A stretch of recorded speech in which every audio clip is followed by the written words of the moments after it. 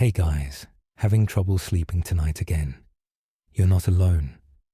Tonight we're going to take a slow, meandering walk through one of those gloriously strange Greek myths that sounds wild when you hear it fast. But if you stretch it out, slow it down, and tell it in the gentlest way possible, it becomes a lullaby in bronze and marble.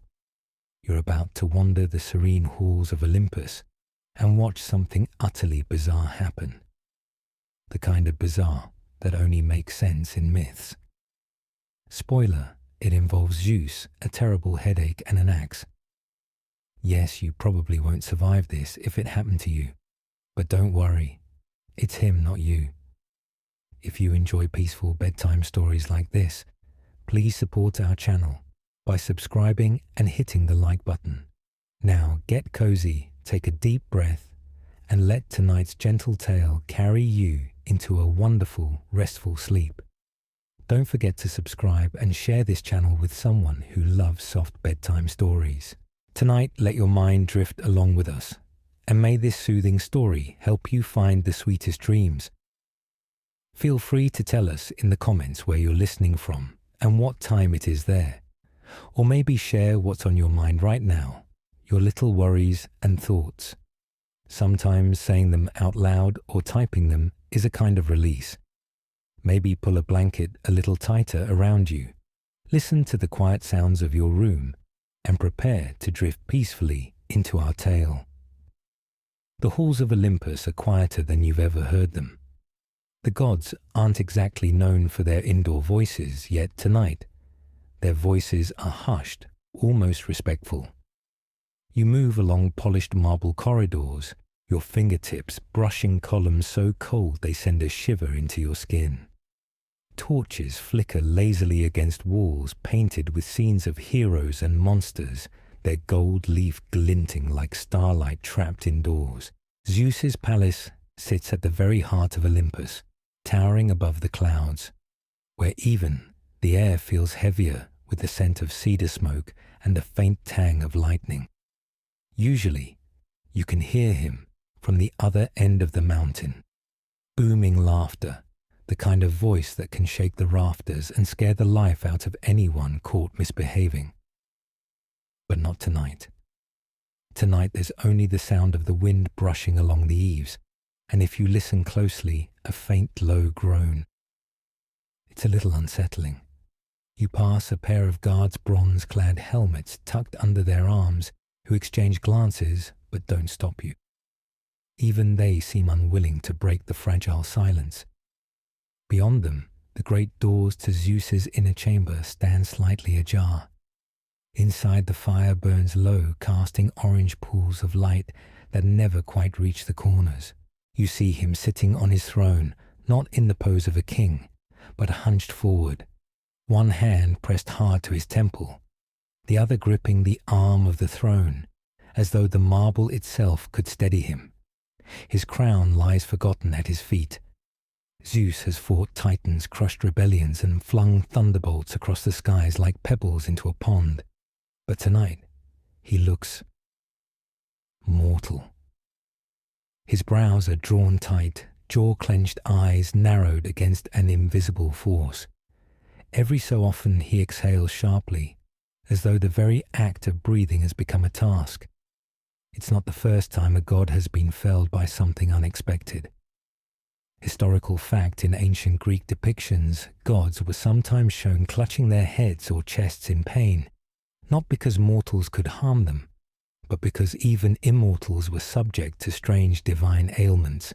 Quirky tidbit one fragmentary vase painting even shows a very awkward moment where a god tries to hide a grimace while others carry on feasting around him. And historians still argue whether such imagery was meant to be literal myth, playful satire, or a symbolic way to explain natural phenomena like headaches or storms. You take a few steps closer, and the air hums faintly, the sort of hum you hear before lightning strikes, but softer, like it's trapped beneath your skin. Zeus glances at you briefly, eyes sharp despite his pain, and waves you nearer. He doesn't speak, but his gaze says, "Enough. Stay." Watch. Bear witness. It's not every day you're personally invited into the quiet storm of the king of the gods. And deep down, though the scene feels strange, you know, this is only the beginning of something far stranger. Zeus's hand rises slowly from his temple, trembling slightly as he stares down at it. You watch as his fingers flex strong and calloused from centuries of wielding thunderbolts and judgment. But now they seem foreign to him, like they don't belong. His expression twists not in anger, not even in fear, but in a deep, unsettled confusion. He whispers something under his breath, but it's not meant for you. It sounds like a name stretched and mangled by time and pain. You lean closer. Metis. It lingers in the air like smoke. The name isn't unfamiliar to you, though it's rarely spoken aloud in Olympus anymore. Metis, the goddess of wisdom, cunning and clever advice. Once Zeus's consort. Once close enough to counsel him in times of war and strategy. Once important enough to be feared. And now, nowhere.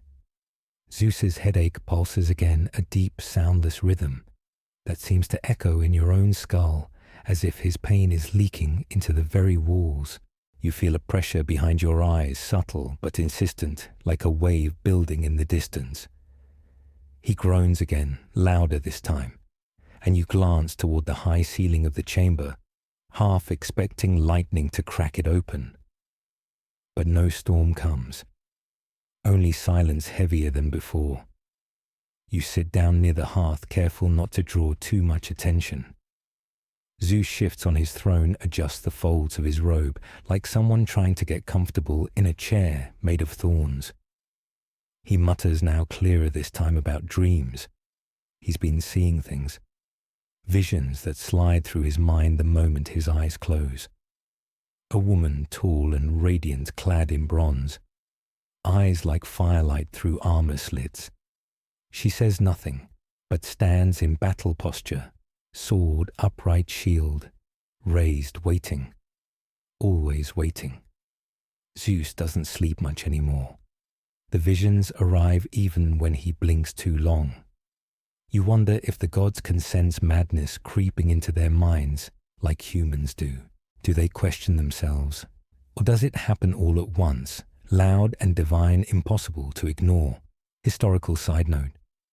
Some scholars believe myths like these were early metaphors for psychological states.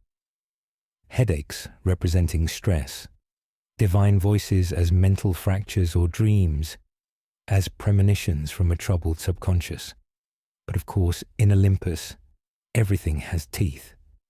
Quirky aside, there's an obscure version of the myth buried in later fragments that claims Zeus tried wearing a helmet all day just to dull the sensation. Didn't help. Just gave him a scalp rash and made him grumpier. The wind outside picks up brushing against the drapes like it's trying to sneak in and listen. Zeus looks up, eyes unfocused, and mutters again. She's coming. She's inside. You suppress a shiver. She. Not some monster, not a prophecy anymore, but a person, a presence. Metis' name returns to your mind like a whispered warning. The tale, you remember, goes like this. There was a time when Gaia and Uranus, the original earth and sky duo, warned Zeus. They told him that Metis would bear him a child, and that child would surpass him. First, a daughter wise beyond all others, then a son powerful enough to dethrone him. And Zeus, in his paranoid brilliance, did what no mortal or immortal would dare consider. He swallowed her. Yes, swallowed. Whole. Not killed. Not banished. But consumed. He lured her close with honeyed words, then transformed her into mist, and inhaled her in a single breath. And she was gone. Or she historians still argue whether Metis was truly erased, or if she lingered within Zeus, guiding him, haunting him, whispering from the edges of his mind. You glance again at the god writhing on his throne. His eyes now glow faintly gold, not with power, but with something else, something internal, like a lantern lit behind glass skin. He murmurs almost dreamily. It's not pain, it's pressure. She's growing. Growing. Inside. Not just the idea of Metis, not just the weight of guilt or prophecy, but someone, something. Your mind turns back to the vision, the woman of bronze sword and shield, standing tall and silent. She isn't metaphor. She's real, and she's nearly ready. You sit perfectly still now, heart-quieting breath shallow. Zeus leans back, pressing both hands to his skull jaw clenched so tightly, the veins on his neck rise like cords. The fire sputters once, then steadies. Shadows climb the walls like vines. You don't know how long this moment lasts, the breath between storms, but you feel it building. Whatever is inside him, it wants out. And Olympus is holding its breath. You linger in the dim glow of the chamber, that golden light from the hearth, seeming to bend toward Zeus as though drawn to him. His breathing changes slow, then suddenly sharp, catching on some invisible hook in his chest. He presses his fingers harder into his temples, as though sheer force might hold back whatever threatens to burst free. Metis's name still hangs between you, like a trapped moth, fluttering every so often to remind you it's there. It's strange how memories resurface in moments like this. You recall the whispered conversations among the gods, how long ago the prophecy came, the way Hera dismissed it at first as another overblown tale from the old ones, until she caught the way Zeus's gaze flickered whenever Metis entered the room. You've heard all the versions of this prophecy. The most common says the first child, a daughter, would be wiser than any god or mortal, clever enough to steer the destiny of cities and kings. The second child, a son, would be so mighty he'd overthrow his father entirely. Historical fact. In many ancient cultures, myths about fathers fearing their sons' power echo older political fears. Rulers worried about heirs too ambitious, too capable of seizing the throne. The Greek version simply wrapped it in thunder and prophecy. Quirky tidbit. In one tiny scrap of a forgotten play, a chorus of sea nymphs jokes that Zeus chewed too fast when he swallowed Metis, as if indigestion might be the reason for his divine headache. Even in myth, there's always someone ready with a bad joke. But now, seeing him, you realize none of those stories ever captured the weight, the visible physical reality of prophecy pressing from within. Zeus shifts again, robes rustling his hands, moving down to grip the throne. His knuckles widen. You don't understand, he mutters. Not to you, not really to anyone. I thought she'd dissolve. I thought she'd disappear. His voice cracks on that last word. Your gaze moves instinctively to his forehead. It's not just the tension of muscles. There's an almost imperceptible pulsing, as if the skin itself has begun to throb in time with some inner rhythm. The air grows warmer. Not from the fire, this warmth is different. It has weight. It makes your breath feel thicker, heavier, as though it's carrying some kind of charge. Zeus closes his eyes, but the furrow between his brows deepens. She's still speaking, he says. You lean forward without meaning to. What does she say, you ask before you can stop yourself? He doesn't open his eyes, but a small, humorless smile curls his lips. She says, that she will be born, and I cannot stop her. That she is ready. That the world is ready. The phrase sends a prickling along your arms. It feels both intimate and vast, as if the words were meant for you and for the whole cosmos at once. Historians still argue whether this moment, if it ever happened, was meant to be literal in the myth or purely symbolic. Was the birth from Zeus's skull an allegory for the sudden emergence of wisdom? Or was it, in the storyteller's mind, as tangible and physical as any mortal birth? The faint hum in the chamber deepens, Your ears pop as though the pressure has changed. You realize you've unconsciously mirrored Zeus's posture, hunched forward, hands near your head, and force yourself to sit straighter. Then a sound, not a groan, not a sigh, a knock from inside. It's faint at first but unmistakable. A tiny, precise tap, tap, tap, like metal striking bone from within. Zeus flinches violently, one hand flying to his temple again. The light in the room flickers in response, shadows jerking across the walls. Your pulse skips. You know what's coming, though. Your mind refuses to picture it in detail. It's too strange, too impossible. Zeus gasps, his eyes snapping open, wide and wild now. She's at the door, he says hoarsely. The door being the thin barrier of his own skull. You can feel it the moment tightening, drawing itself inward, the way the air feels before a storm splits the horizon. Outside the chamber, you catch the faintest sound of footsteps. Soft, deliberate, heavy enough to be heard through the muffling stone. Someone else is coming, and you already suspect who. The footsteps outside grow louder, a deliberate metallic rhythm that carries the weight of certainty. You don't need to see him to know who it is. There's only one God who moves like that, as if every step is the clang of a hammer on an anvil. Hephaestus, the master of the forge, the only one in all Olympus who can shape bronze and iron as if they were soft wax. He rarely comes to the palace uninvited. In fact, most days he's content to stay in his volcanic workshop, surrounded by the roar of furnaces and the steady beat of his hammer.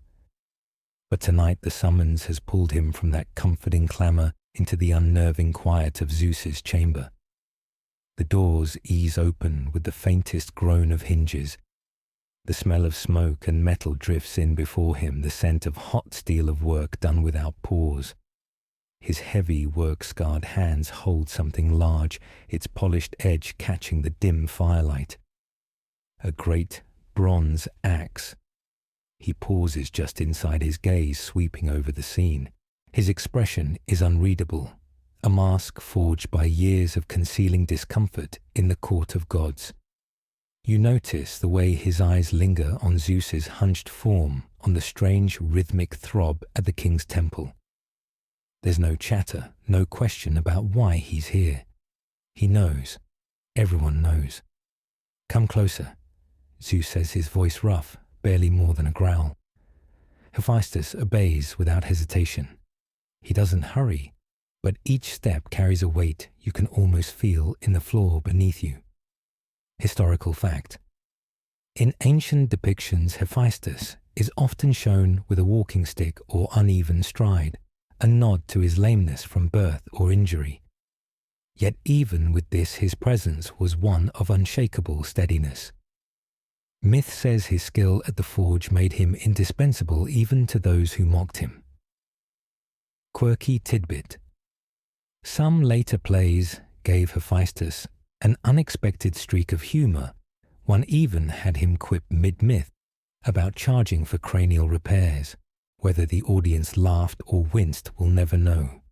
But tonight, there's no trace of humour in him. He stops at Zeus's side, the axe resting against his shoulder, the blade gleaming in the low light. You can feel its presence the way you can feel a thunderstorm before it breaks. Zeus lifts his head slightly enough to meet Hephaestus's gaze. Do it, he says simply. The smith god's brows knit together. There's no protest, no attempt to soften what's coming. Only a slow nod. You shift uneasily, realizing you're about to witness something no mortal, maybe no other god has ever seen. The chamber seems smaller now, the walls pressing in, trapping you in the thickening air. Hephaestus adjusts his grip on the axe, sliding one hand down the haft. The metal makes a low singing note as it shifts. He turns it once, testing the balance. Then, with a kind of ritual precision, he sets his feet. Zeus closes his eyes. Historians still argue whether this moment in the myth Was symbolic a dramatization of wisdom breaking forth, or a literal surgery scene told in divine scale? The versions differ wildly. Some say the axe split Zeus's head clean in a single stroke. Others claim it took 3 mighty blows. The fire pops in the hearth, startling you in the thick quiet. Hephaestus glances briefly toward the sound, then back to Zeus. Now Zeus says again, louder this time, voice cracking under strain. And then, that first step forward, the subtle lift of the axe, the slow arc rising above his shoulder. Every muscle in the room tenses. Your breath catches without your permission. And just before the blow falls, you think for the briefest, strangest moment that you hear someone laughing. Not the deep rumble of Zeus, not the steady tone of Hephaestus. A woman's laugh, low, knowing, and impossibly close. It comes from inside. The sound of that laugh lingers like a ripple across still water, faint, quick, yet impossible to ignore. You glance toward the corners of the chamber, half expecting to see someone stepping from the shadows. But there's no one. The realization creeps in. It came from within Zeus himself. Hephaestus freezes for just a breath, his eyes flicking toward you, as though checking if you heard it too. You did. Then, without another word, he raises the bronze axe higher. The blade catches the glow of the fire, flashing once, like a bolt of forged lightning. The moment stretches a bead of time, suspended before gravity takes hold. And then the blow falls. The sound is nothing like you expect. It isn't the wet crack you'd fear, nor the dull thud of wood splitting. It's sharper, cleaner, like a ceremonial gong struck hard enough to sing. The vibration hums through the marble floor into your bones. Zeus roars, not in fear, not even in anger. It's a roar of release, a bellow that shakes the torches in their brackets. The air itself seems to ripple, a sudden rush, pressing against your chest. Historical fact. Some vase paintings depict this exact scene, with Zeus seated calmly, while Athena steps forth, the blow already delivered. But the older, rarer versions show this, the struggle, the pain, the sheer force of the moment. It's as though the later artists softened the myth for public comfort. Quirky tidbit. One late storyteller joked that the blow from Hephaestus's axe made Zeus swear off hats forever. Whether meant for humor or as a sly jab at royal vanity, it's one of those tiny myth fragments that refuses to vanish. The chamber fills with light. Not torchlight, not lightning. This is something else, a blinding white gold radiance spilling from the cleft in Zeus's skull. The air shimmers, and a high ringing tone cuts through the thick silence. Hephaestus steps back quickly, lowering the axe, but keeping it ready, as if expecting whatever's coming to fight its way out. The light intensifies, painting every surface in molten gold. You throw a hand up to shield your eyes, but curiosity wins over comfort. You peek through your fingers, and there she is. At first, just the shape of her helm crest rising from the gap, as though breaching the surface of a sunlit sea. Then the curve of her shield, the line of her shoulders, the flash of bronze greaves catching the light. Athena, not as a child, not as some fragile, blinking newborn. She is full-grown, her armor flawless, her face calm, yet fierce eyes sharp enough to split stone. The contrast to Zeus' twisted expression is jarring. She looks as though she's been waiting for centuries for this exact moment. Her gaze sweeps the chamber, taking in Hephaestus, the hearth, the shadows. Then she meets your eyes, and she smiles. It's not a warm, soft smile. It's the kind of smile you give when you already know the answer to the question no one has dared to ask yet. Zeus slumps back in his throne, his head tipped forward, chest heaving. You'd think you see the faintest trace of relief cross his features, though it's buried beneath exhaustion. the light fades slowly, settling into the normal glow of torch and hearth. But the echo of that brilliance lingers in your vision, like after images of the sun. Athena steps forward fully, now the ring of her sandals on marble crisp and sure. The weight of her presence changes the room. Even Hephaestus, sturdy as the mountains he works within, shifts subtly as though acknowledging something in her that demands respect. Historians still argue whether Athena's birth scene was meant to portray her as Zeus's equal from the start, or as his creation and thus subordinate. But seeing her now in this moment, you doubt anyone who claims the latter has looked closely enough. She plants the butt of her spear against the floor. The sound is soft but deliberate, like a period at the end of a sentence. The silence that follows isn't awkward. It's inevitable. You realize with a slow curl of certainty that nothing on Olympus will ever be the same after tonight. Athena stands in the center of the chamber, and it feels as though the very air around her rearranges itself to make space.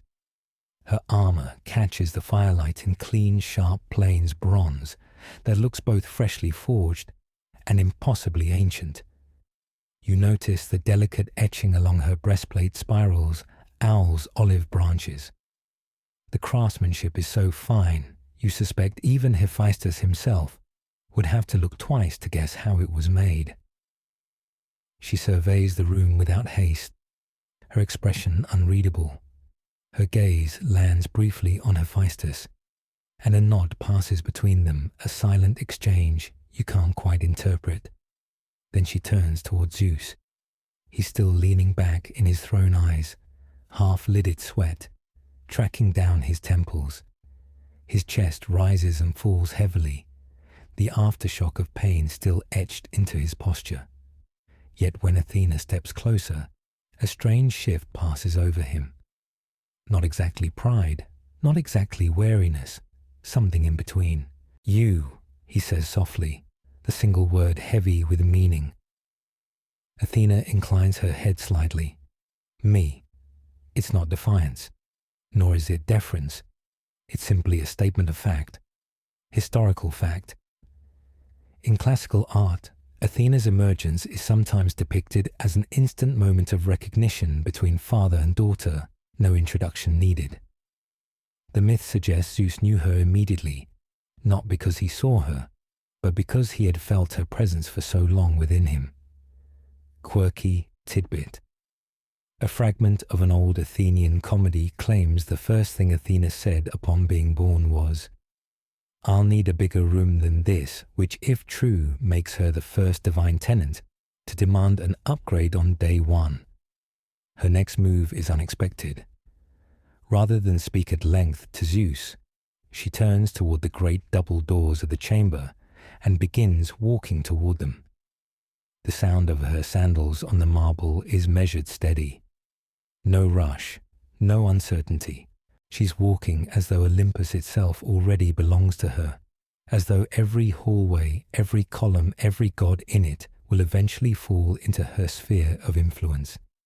You follow her, unable to resist. The corridor outside is dimmer than the throne room, lined with statues and tapestries, telling stories of victories long past. She glances at some of them, the depictions of battles, councils, mortal offerings, and you wonder if she's judging the accuracy or simply filing away the details for later. Behind you, Zeus doesn't call out. He doesn't command her to stop or to explain herself. That more than anything tells you he knows he couldn't if he tried. Historians still argue whether Athena's immediate stride into Olympus was symbolic of wisdom claiming its rightful place, or if storytellers simply wanted to skip any awkward getting-to-know-you father-daughter scenes. Either way, it sends a clear message. She's not here to be ornamental. You pass a tall window cut into the marble wall. Through it, the night sky sprawls endlessly, stars glittering like frost on black silk. The clouds below Olympus are faint silver pools in the moonlight. Athena pauses for just a heartbeat to look out. Her reflection in the glass seems sharper than the stars behind it. She says nothing, but you sense a current in the air around her, not like Zeus's stormy aura, but something quieter, more deliberate. If Zeus is the sudden crack of thunder, Athena is the precise strike of an arrow. When she moves again, it's toward the central hall of Olympus. The corridor opens into a vast space ringed with towering columns, each one carved with scenes from the reign of the gods. Here the floor is polished to such a shine, you can see your own face looking back at you, distorted in the wide expanse of marble. She steps into the center and stops. The hall is empty for now, but the faint echo of her movement lingers, bouncing off the vaulted ceiling. You have the sudden sense that this moment will echo far beyond tonight, that the sight of her standing here in full bronze will be retold for generations. Even now, before she has spoken more than a few words, you know she has arrived not just in body, but in destiny. And all of Olympus is about to learn what that means.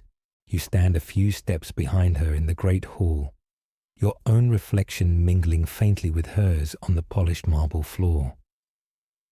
Athena doesn't look at you, doesn't look at anyone, because there's no one else here yet. But somehow you feel as if she's already speaking to an audience that hasn't arrived. From deep within the palace, faint voices begin to murmur. Doors open somewhere far down the corridor. The slow trickle of footsteps approaches sandals clicking the faint swish of robes. One by one, other gods drift into the hall, drawn by some instinct they might not even admit to having. They come without fanfare. Hera first, her face a carefully arranged mask of composure. Then Apollo moving with his usual golden ease, but watching Athena with a sharpened interest. Hermes slips in almost silently, leaning on his caduceus, as though it's just a casual stroll. Even Ares arrives, armor clinking faintly, eyes narrowing like he's assessing an opponent. They all stop short when they see her. Athena doesn't bow. She doesn't even greet them. She simply stands spear grounded against the marble shield, resting lightly on her left arm. There's no aggression in her posture, but there's no deference either. It's a perfect stillness, the kind that belongs to someone who knows they cannot be moved unless they choose to be. Historical fact: in Athenian political culture, stillness and composure in public speaking were valued almost as much as the speech itself. Statues of Athena Parthenos in temples often depicted her in this same poised stance, a visual reminder that authority didn't always need to shout. Quirky tidbit: a few later myths insist that in this moment, Hermes tried to break the tension by offering her a welcome gift, a small basket of olives, and she accepted it without smiling instantly, inventing the concept of awkward gift exchanges. You notice how the other gods begin to rearrange themselves in the space. Hera moves toward one of the columns, as if to view Athena from a more measured angle. Apollo lingers near the edge of the light, his expression unreadable. Ares folds his arms across his chest, but doesn't look away. Even in their subtle shifting, you can see the calculation. Who is she? How will she change the game? Athena finally speaks. "I am here," she says simply. Her voice is not loud, but it carries in the cavernous hall, as though the columns themselves are listening. There's no tremor, no hesitation, just an even, clear tone. She lets the words settle like a pebble dropped into still water. Apollo tilts his head slightly, curiosity stirring. Hera's gaze sharpens. Hermes shifts his weight from one foot to the other, tapping his staff softly on the floor. Zeus appears at last, slower than usual, but upright. He enters with Hephaestus beside him, the bronze axe now slung over the smith's shoulder, as though it's nothing more than a walking stick. Zeus's eyes sweep the hall, finding Athena at its heart. He says nothing for a long moment. Historians still argue whether Zeus's public acknowledgement of Athena happened here in the hall or later in a formal gathering. Some versions of the myth skip over any ceremony entirely, as if her mere presence was introduction enough. But tonight, in the hush of the marble hall, you see a wordless recognition pass between father and daughter. Athena takes one slow step forward, the sound of her sandal on marble a crisp punctuation in the quiet. She looks from one god to another, not challenging but claiming, as if to say, I know my place here, and so should you. The room breathes around her. Even the firelight in the sconces seems to lean in. Somewhere outside, the night wind brushes against Olympus, carrying the faintest scent of olives. The silence in the hall feels alive now, like a taut string stretched between every god present. Athena's gaze lingers on each face in turn. You can almost sense the subtle readjustments happening inside their minds, allies weighing her potential rivals, testing her for weakness, and the cautious few quietly calculating how this new presence might tilt Olympus's balance of power. Zeus moves closer, the faint drag of his sandal across marble announcing each step. The skin at his temples is still a little pale, but his breathing is steady again. His eyes are clear now, clearer than you've seen them in days, perhaps in years. He stops just beside Athena. The difference between them is stark. He radiates the weathered weight of rulership, while she gleams like something newly forged. The old and the new standing together in the flickering torchlight. Daughter, he says, and though the word is simple, it carries a resonance that fills the space. Athena doesn't flinch. She nods once. She, father. It's an exchange without sentimentality, not cold, but stripped of ornament, a declaration that they recognize one another. That's all. Historical fact. In Greek political life, such moments of formal acknowledgement were critical. Whether in the agora or on Olympus, a simple public recognition could cement alliances more strongly than elaborate declarations. To admit someone openly was to grant them a share of the stage. Quirky tidbit. An obscure satirical poem from the Hellenistic period.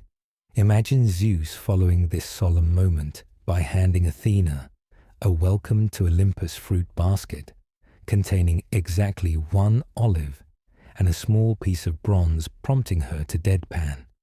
I see you're really going all out. You shift slightly, noting how the other gods react. Hera's expression barely changes, but her fingers tighten imperceptibly on the folds of her gown. Apollo's golden eyes flick between father and daughter with faint intrigue. Hermes is already leaning subtly toward Ares, likely preparing some sly remark. Then Athena turns her head slowly and addresses the entire hall. I will serve where I am needed, she says, and stand where I am not wanted. Both are the same to me. The words drop like smooth stones into the quiet, not threatening yet brimming with intent. Ares' mouth quirks, whether in approval or anticipation you can't tell. Hera's eyes narrow a fraction. Apollo tilts his head, considering. Hermes' grin falters ever so slightly. Historians still argue whether these were her true first public words, or a later invention by Athenian storytellers to frame her as a goddess of unwavering principle. But hearing them now, you know, they fit her perfectly. Zeus studies her face. For a moment you wonder if he's searching for traces of Metis, the cunning strategic mind that once advised him hidden behind his daughter's eyes. If so, he finds whatever he's looking for, because his jaw eases and he gives a single small nod. The tension in the room shifts, not dissipates, but changes direction, like a river finding a new channel. The other gods relax minutely, though none take their eyes off Athena. She lifts her spear slightly, not in threat, but in acknowledgement. Then let it begin, she says.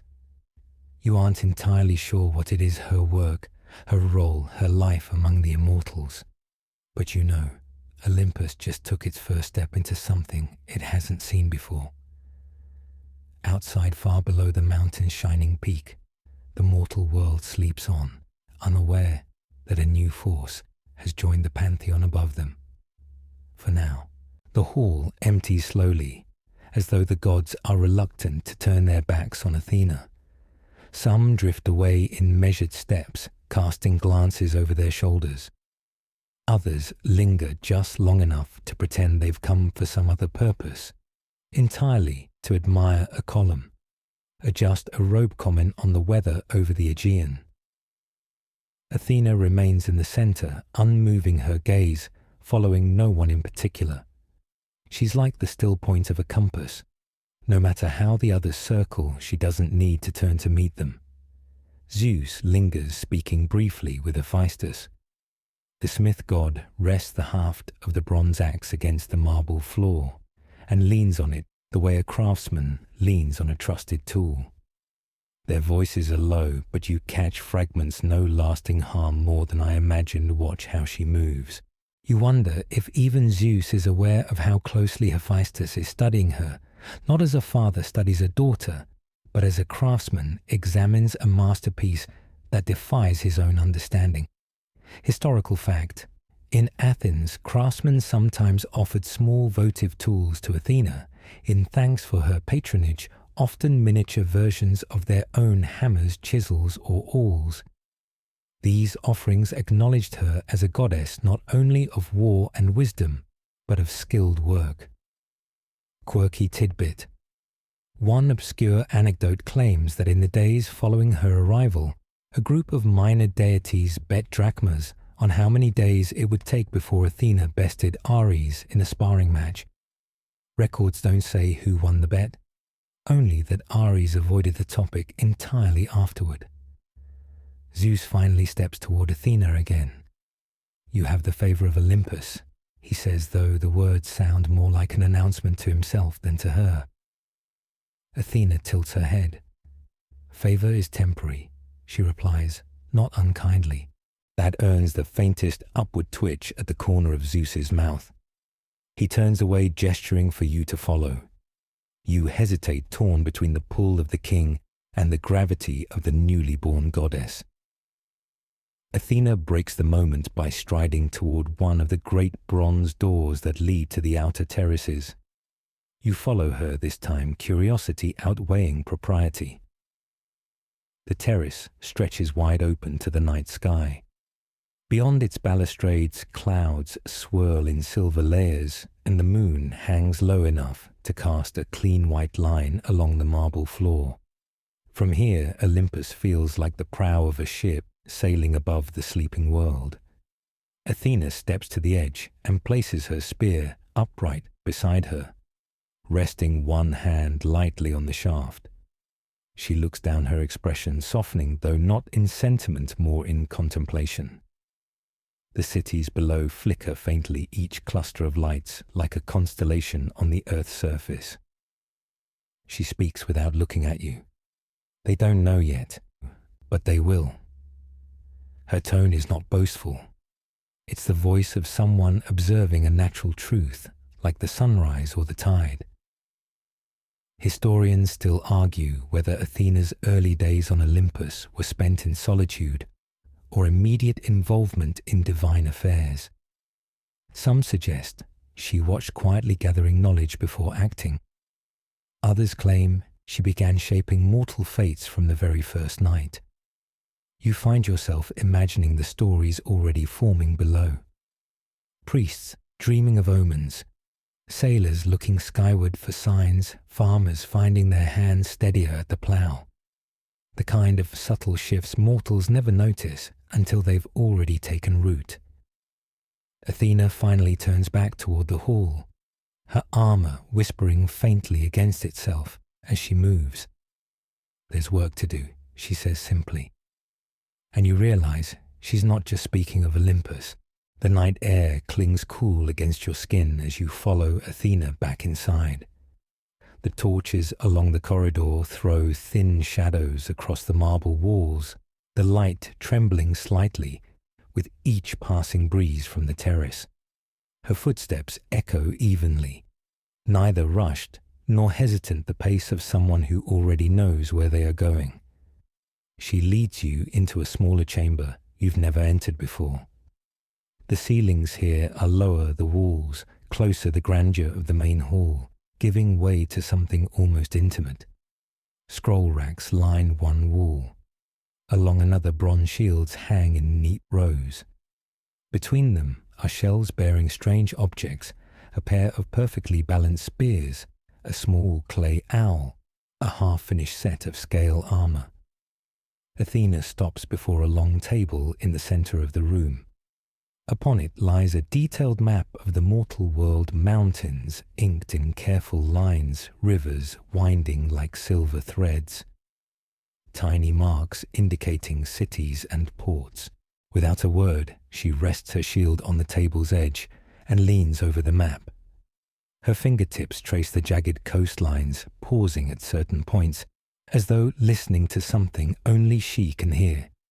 Zeus's voice drifts faintly from far down the corridor, his tone mingling with Hera's, in what sounds like a tightly measured discussion. Athena ignores it. Historical fact. Many myths emphasize Athena's role as a strategist, not only in warfare but in civic planning. Athenians believed she guided the founding of cities, their laws, and their defense. In art, she's often shown with a map or architectural plans in hand, symbolizing her mastery of both wisdom and structure. Quirky tidbit. One tiny vase fragment shows Athena peering at a mortal's crude sketch of a fort, her face frozen in what can only be described as polite horror. Scholars joke that even the goddess of strategy couldn't disguise her feelings about bad cartography. Her hand stops at a small mark along the Attic coast, Athens, though it's still a young and unremarkable city at this point in time. She studies it for a long moment, then glances up at you. They'll need more than they know, she says. War's laws a way to endure. You start to respond, but her attention is already shifting again. She gestures to a cluster of islands in the Aegean. Here the winds will favor trade, but they'll need harbors shaped to the sea's temperament. It's as if she's been watching the mortal world from within Zeus all along, waiting for the moment she could begin her work. You notice the way her eyes sharpen as she considers each place. There's no idle musing in her tone, only decisions waiting to be acted upon. Historians still argue whether Athena's focus on cities over individuals was a mark of divine impartiality or simply strategic pragmatism. Whatever the case, you can see now why mortals would one day build entire temples in her name. She straightens, lifting her shield from the table and sliding it over her arm in one smooth motion. I'll need to walk among them, she says, not to you. Not even to the gods who might overhear, but to herself. They'll learn faster if I stand beside them. You imagine the stir it will cause when a goddess in bronze strides through mortal streets, offering advice on walls and marketplaces as easily as she might comment on the weather. Then she looks at you, her eyes suddenly softening, though only slightly. You should rest, she says. You'll see enough tomorrow. It's not a suggestion. She moves toward the door, her spear balanced lightly in her hand. Even in this quieter room, her presence still feels like a drawn, bowstring potential energy waiting to be released.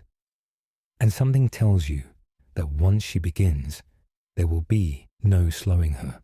You wake the next morning to the sound of bronze on marble, not the clanging of battle, but a steady, deliberate rhythm. It takes a moment for your mind to catch up, to remember where you are, and then you realize Athena has been awake for hours. She's in the training courtyard below your chamber.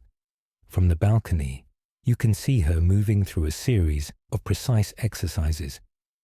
Spear thrusts, shield shifts, the graceful pivot of her feet on the pale stone. Each movement is deliberate, as though she's carving a lesson into the air itself. And she's not alone. A small crowd has gathered along the edges of the courtyard, lesser gods nymphs, even a few curious satyrs leaning in with ears forward. None interrupt her. They just watch. Athena finishes the sequence and plants her spear butt on the ground with a soft thunk. She speaks to the onlookers, her voice carrying easily. Balance before force. Clarity before speed. Historical fact. Greek hoplite training emphasized discipline over sheer strength. Soldiers drilled endlessly to move as one unit, their shield wall unbreakable if each member held their ground. Athena's advice here echoes exactly that, the unity of purpose before the rush of action. Quirky tidbit. A comedic papyrus fragment imagines Athena giving similar advice to a group of bumbling mortals who immediately misunderstand clarity before speed as drink more wine before running. The scene ends with predictable chaos. You descend the stairs quietly, joining the edge of the gathering. Athena notices you, but doesn't pause. She moves among the racks of practice weapons, selecting a short spear with a balanced weight. Without ceremony, she offers it to you. Try. It's a simple word, but it holds more weight than any command Zeus has ever given you. You take the spear, feeling its center of gravity pull against your palm. She steps closer, adjusting your stance with a light touch to your shoulder. The weapon is an extension of your thought, she says. If your mind is scattered, your point will wander. You attempt to thrust. The spear tip wobbles slightly. Athena nods once, not in approval, but as if confirming a diagnosis. Again. You try again, and this time the movement feels cleaner. The sound of the spear slicing air is sharper, more decisive. Athena circles you slowly. Better, but the enemy is not the air. She points to a stone pillar across the courtyard. Strike there. You do. The tip of the spear glances off the stone, sending a small vibration up your arm. Athena steps in beside you, showing how to angle the point, so the energy drives forward instead of dispersing. Historians still argue whether the myths of Athena personally training mortals are meant literally or as allegories for the teaching of civic discipline. Standing here, sweat on your palms, you lean toward believing the literal. The lesson continues until your arm aches and your grip feels raw. Athena finally takes the spear back, resting it easily against her shoulder. Enough for today, she says. The crowd disperses reluctantly. Even the satyrs seem less inclined to make jokes, as if the presence of this goddess has pressed some of the mischief out of them. You follow Athena toward the colonnade. She doesn't speak for a while, her gaze fixed on the horizon, where the sun climbs higher, gilding the marble in warm light. At last, she says, they will need to learn faster than they think. The world is changing. You want to ask what she means, but her tone makes it sound less like a prophecy and more like a simple observation, as if she can already see the currents shifting in ways others cannot. She glances at you, a faint smirk touching her lips. And you'll keep up. Somehow you believe her. Later that day, you find yourself following Athena again, though following might be the wrong word. It's more like she moves and the world simply expects you to keep pace. She walks with that same steady stride as in the great hall, cutting through Olympus's corridors like she's known them for centuries instead of a single day. Her destination surprises you, not the high council chamber or the training grounds, but the mortal viewing terrace. From here, the clouds part to reveal the lands below, a vast sprawl of mountains, forests, and glittering coastlines. The Aegean gleams under the late morning sun, its surface scattered with tiny dots of movement ships, each a fragile toothpick on the blue. Athena rests her shield against the balustrade and leans forward, slightly elbows on the cool marble. They think their journeys are vast, she murmurs more to herself than to you. But they are still just learning how far the world can be. Her eyes track a single vessel making its slow way toward a narrow harbour. You can almost imagine she's looking not at the present, but at what that harbour could become. Historical fact: the Greeks' mastery of sea routes was central to their expansion in trade and influence. Many city-states owed their survival to well-planned harbours, which often became fortified under leaders guided by strategic vision, a role Athena embodied in civic myth. Quirky tidbit: there's a whimsical local myth from one Aegean island claiming Athena once advised their harbour builder to shape it like a crescent moon. When he misunderstood and carved a literal moon into the breakwater, she supposedly sighed and let it stand, deciding the gods could use a good laugh. She straightens, picking up her spear, and gestures for you to walk with her along the terrace.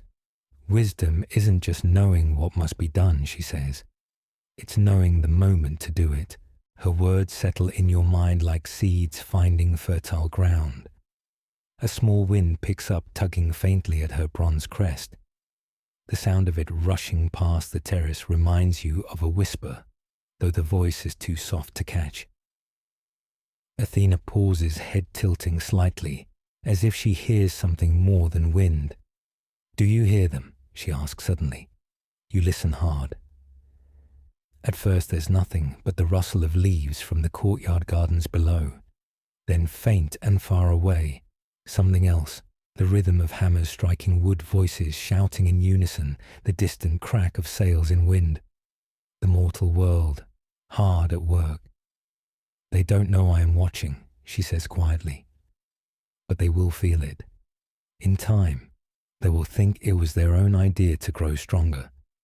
That is the way to guide them without chaining them."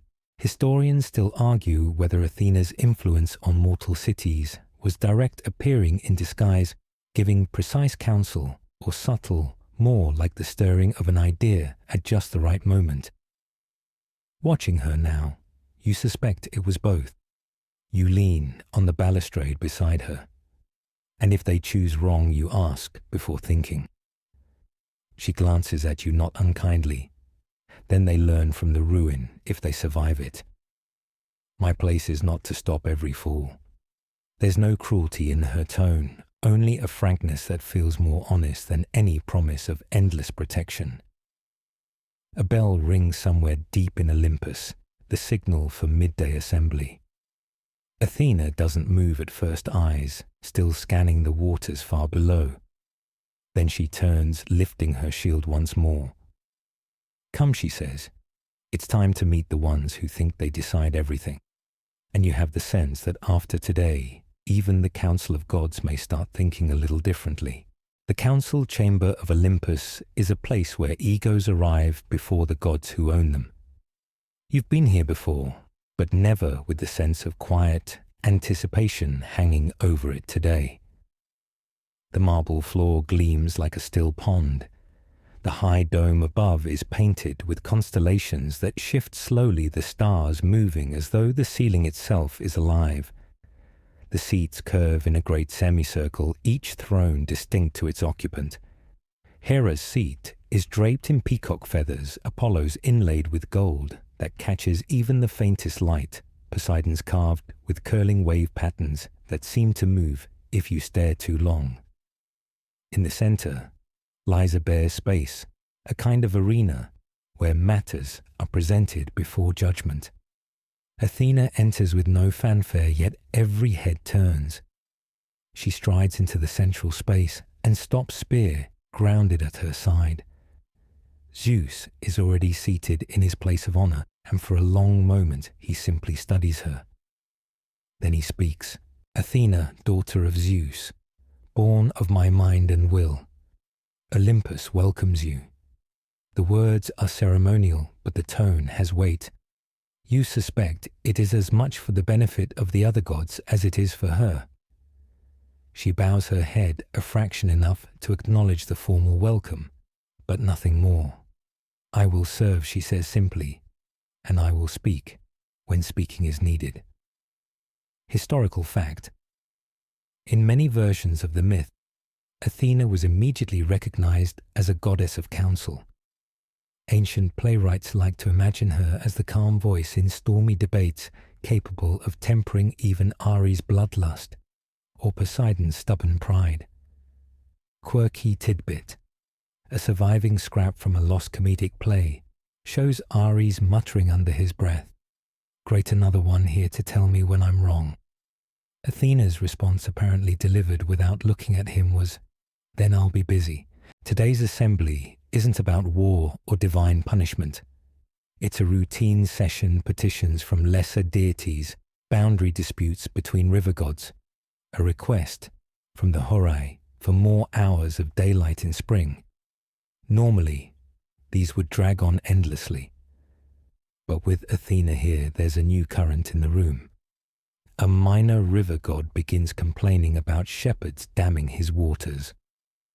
Apollo leans towards Zeus, prepared to offer his usual charming but impractical solution, when Athena raises a hand slightly. If you divert two tributaries into a shared channel, she says you'll have more flow in summer, without losing depth in winter.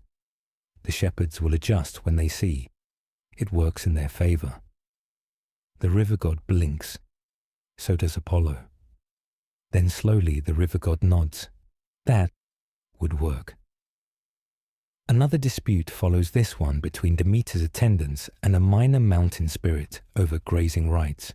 Athena listens quietly, then suggests a rotation schedule for the pastures that ensures constant renewal of the grass. The room falls briefly silent as both sides realize they're satisfied. Historians still argue whether these early interventions were meant to demonstrate her wisdom to the council, or if they simply couldn't stop her from offering solutions. By the third petition, even Hera is watching her closely, not with open hostility, but with the wary respect of someone measuring a potential rival. Hermes, perched at the edge of his seat, seems almost entertained by the efficiency. You realize you've been holding your breath. This is not the slow political theatre you're used to. Athena is turning the council into a place where problems actually get solved, and the effect is unnerving everyone who thrives on delay. When the last petition is heard, Zeus leans forward. "Olympus thanks you, Athena. You've accelerated our business today." Athena meets his gaze. Time is a resource. Best not to waste it. There's a faint ripple of unease in the chamber, and under it, something else. The sense that this was not merely a first appearance, but the quiet start of a new order. After the council adjourns, the gods drift away in loose knots of conversation, some speaking low, others openly debating Athena's impact. You catch fragments, Poseidon muttering to Hera about too much quickness for tradition's sake, Apollo telling Hermes he likes her style, Ares grumbling something about another voice in the room that thinks it's in charge. Athena doesn't linger to hear it all. She leaves through one of the side colonnades, sunlight streaming through the tall arches and casting patterned shadows over her armor. You follow your footsteps softened by the thick woven runner beneath your feet. She leads you into a long, open courtyard framed by ancient olive trees. Their silvery leaves shimmer in the breeze, each whisper seeming to carry old secrets. Athena pauses beneath one of the oldest trees, resting her hand against the gnarled trunk. This, she says, is where patience grows. She doesn't elaborate right away. She moves along the tree-lined fingers, brushing bark and branches, studying the shapes of the roots. Finally, she stops kneeling to examine a small sapling barely higher than her knee. Historical fact. The olive tree was one of Athena's primary symbols. Myths tell of her gift of the olive to the city that would bear her name a gift of food, oil, wood, and enduring value. It was considered a symbol not just of peace but of long-term prosperity and strategic foresight. Quirky tidbit. A fragment from an Athenian folktale claims that the first olive tree she planted was promptly sat on by a goat, and she had to shoo it away before giving the goat an unimpressed stare so withering that it remembered for 7 generations. This tree, she says, now will outlive all who are here today. It will see mortals build, fall, and build again. Every fruit it bears will be the result of years of quiet work you cannot see from the surface. She glances at you. That is how cities thrive. That is how ideas endure. Her voice has that same even clarity as in the council chamber, but here there's a softness to it.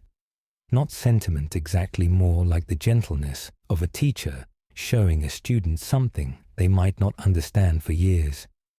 She straightens, moving toward the courtyard's far side, where a low stone wall overlooks the mortal lands. The afternoon sun spills across the landscape, painting the hills in golden shadow. You cannot demand growth, she says. You make the space for it, and you guard it, and then you wait.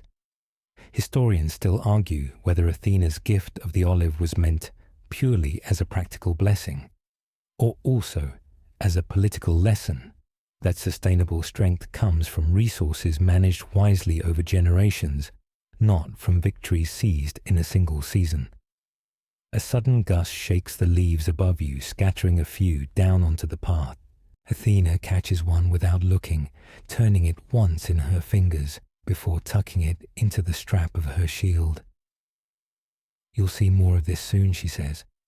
In the cities, in the people who don't know they've already begun to change. There's no boasting in her tone. It's a simple observation, and somehow that makes it sound even more certain.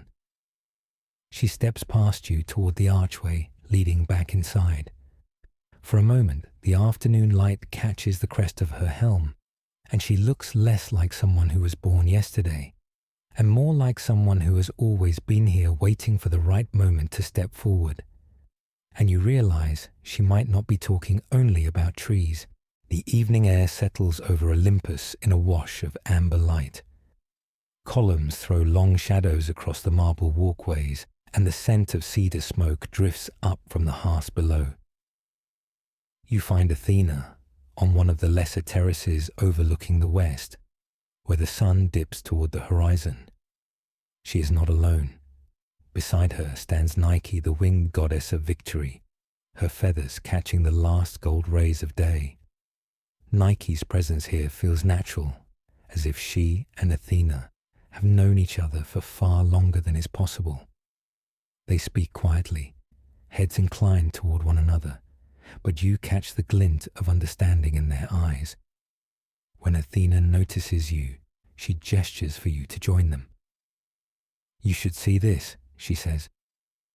Far below in the mortal world, a small group of warriors is drilling in a dusty field. From this height they are only specks, their movements tiny flickers in the evening haze. Athena's gaze is fixed on them as if she could see the exact placement of each spear point.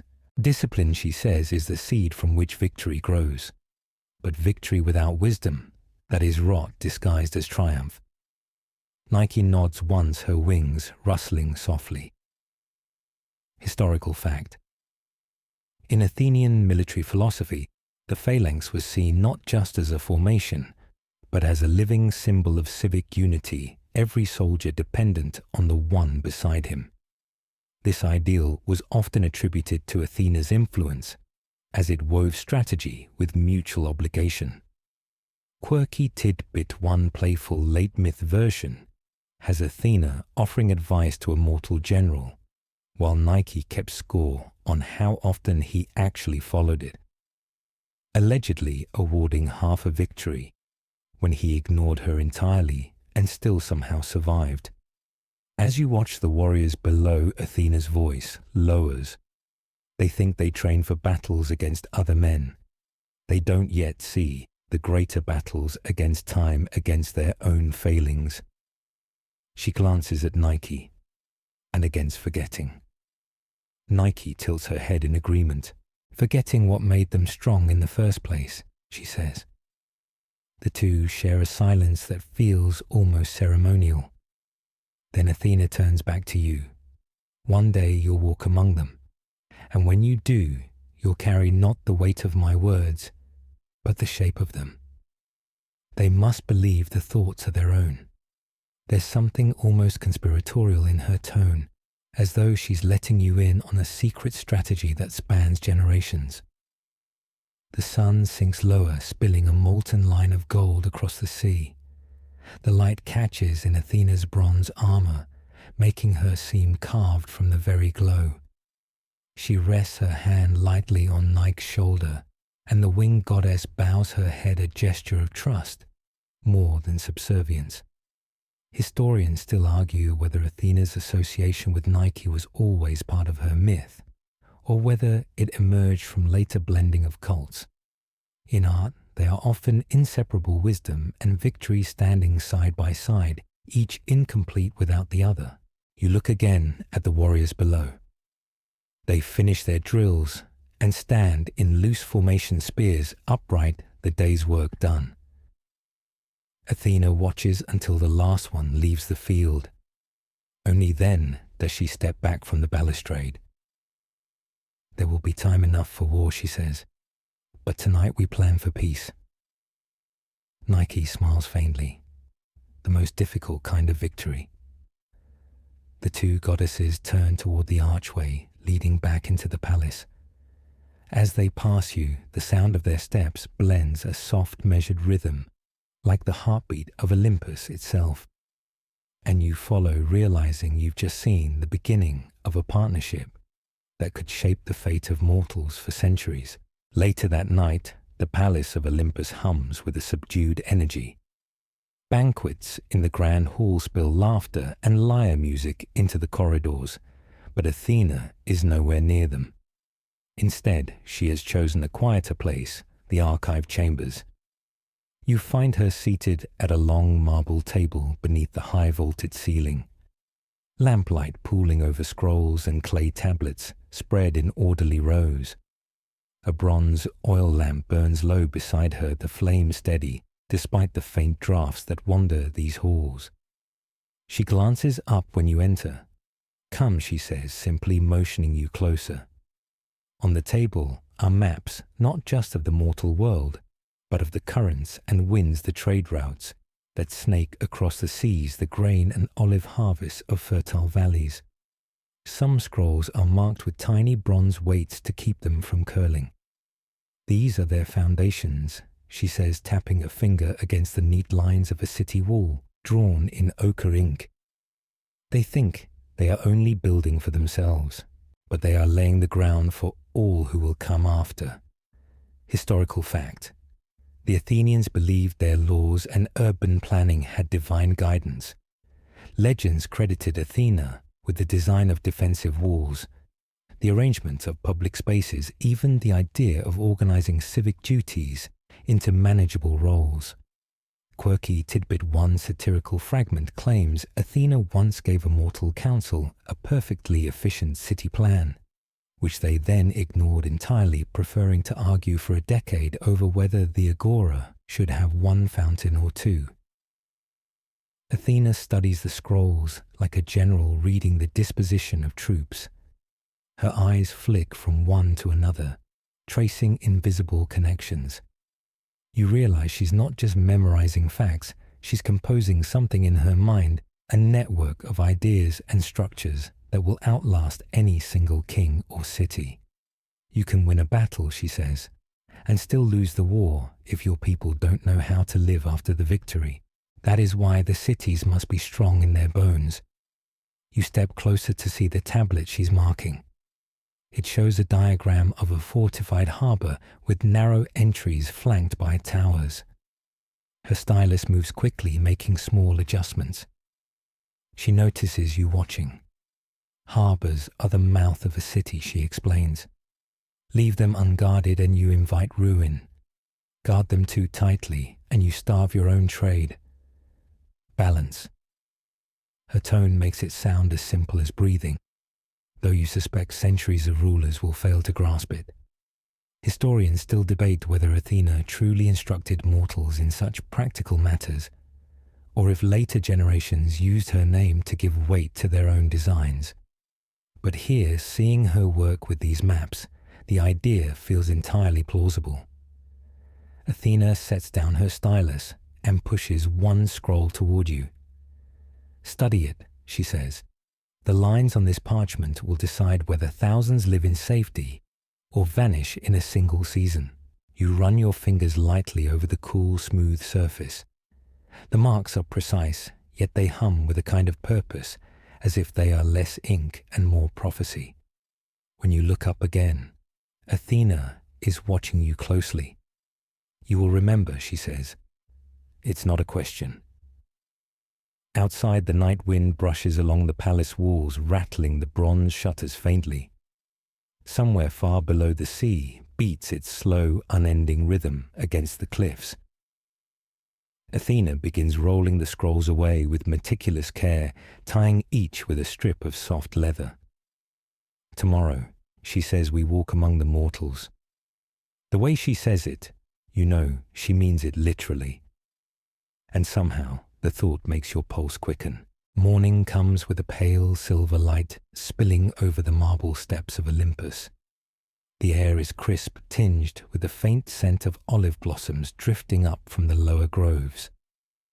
You meet Athena at the base of a long colonnade, and she is already dressed for travel, helm in place, spear in hand, bronze greaves gleaming faintly in the dawn.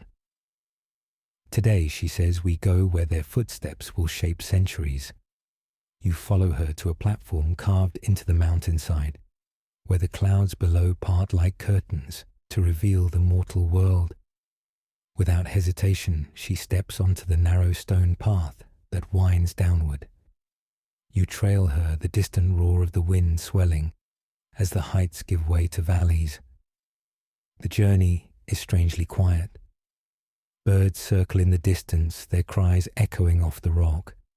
The occasional whisper of shifting stone under your feet keeps you attentive, but Athena moves with an ease that makes the treacherous path seem like a polished city street. By midday, you've descended far enough that the air is warmer, carrying the earthy smell of tilled fields. Ahead, you see a settlement, modest, scattered homes of stone and timber, gathered along a bend in a shallow river. Smoke drifts lazily from a few hearths, curling into the bright sky. Athena pauses on a low ridge overlooking the place. They call this a village, she says. One day it will call itself a city, but not yet. Historical fact. Many Greek polis began as small farming communities clustered for safety and trade. Over time, their growth depended on geography, leadership, and sometimes the blessing, real or imagined, of a guiding deity. Quirky tidbit. A rustic proverb recorded centuries later claims, "A village is a city that hasn't met Athena yet." While probably apocryphal, it says something about her reputation among mortals. You walk into the village with her, and no one recognizes her for who she is. To them, she is simply a tall, striking woman in travel gear. She stops at the riverside where a group of men are struggling to reinforce a crude wooden bridge. "You'll lose that span in the first spring flood," she tells them. Her voice is calm, not scolding. One of the men looks up, frowning slightly. "It's the only way we know to set it." Athena takes his mallet without asking, studies the joint of the beam, then repositions it a few inches upstream. "There," she says, striking the post once. "It will bear the water's push instead of surrendering to it." The men exchange uncertain glances, but they don't argue. One nods slowly, a kind of half bow born of instinct. You notice she doesn't linger for thanks. She moves on, pausing at a field where women bend over rows of barley. She asks them about their harvest, their seed stores, their plans for winter. When they admit their grain runs low by late winter, most years she walks the rows pulling up a few stalks to inspect the roots. Plant deeper, she advises, and turn the soil after the harvest. It will yield more. Historians still argue whether such direct advice in mortal villages is part of the literal myth, or if it's later embroidery by storytellers who wanted their goddess to walk among them. But here, watching her, the idea seems entirely natural. In the central square, she studies the layout of the homes and the narrow lanes between them. They've built without thinking of fire, she murmurs to you. One spark could take it all. She sketches with her spear tip in the dirt, a wider lane here, a well positioned there.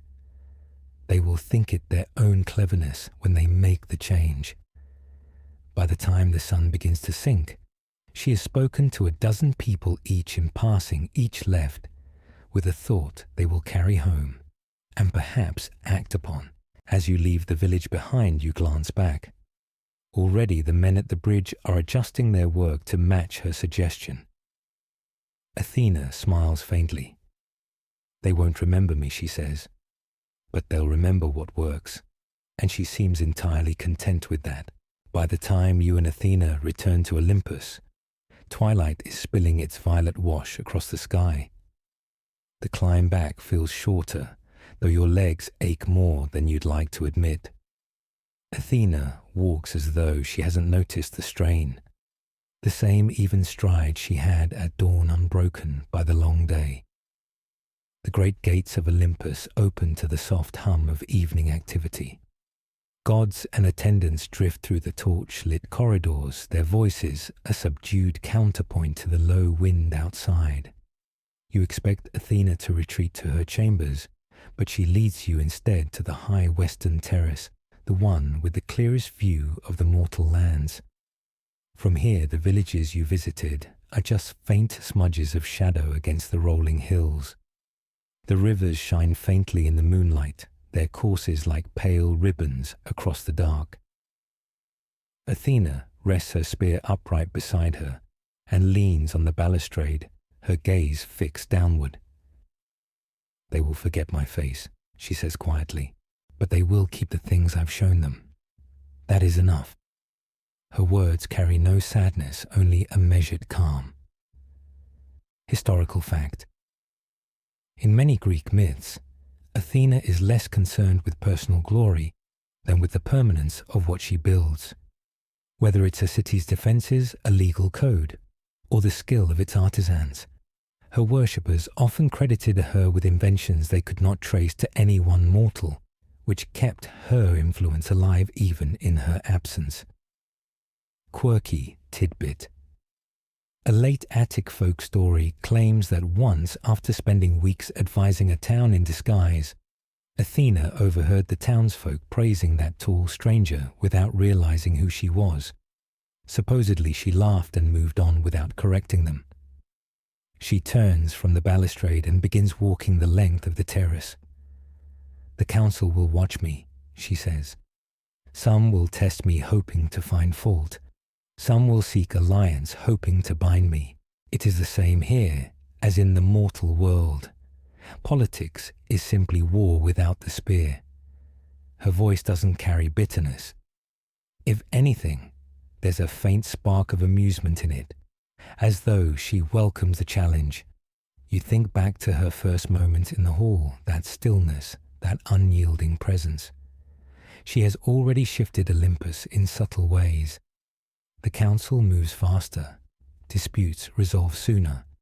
Conversations now pause when she speaks, no matter who else is in the room.